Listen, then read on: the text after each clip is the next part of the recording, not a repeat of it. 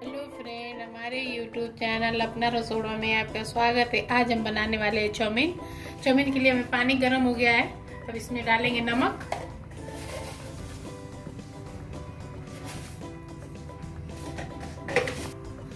थोड़ा सा डालेंगे तेल। पानी मेरा उबल चुका है। अब इसमें डालेंगे चौमीन। चौमीन को थोड़ा तोड़ लेंगे। अब डाल देंगे। उबल चुका है, देखिए तोड़ के हम आपको दिखा रहे हैं। हो गया है। अब इसको छान लेंगे। तेल हमारा गर्म हो चुका है। अब इसमें डालेंगे लहसुन,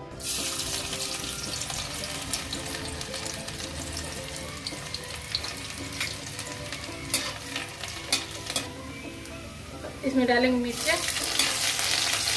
अब डालेंगे प्याज,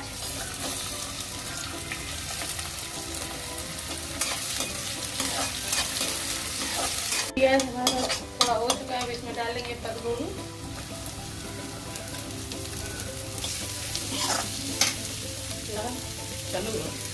इसी में डाल देंगे गाजर,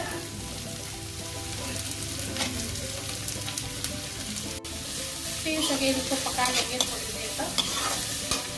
थोड़ा पक गया है। अब इसमें डालेंगे शिमला मिर्च। शिमला मिर्च थोड़ा लेटी में डालिए। नमक,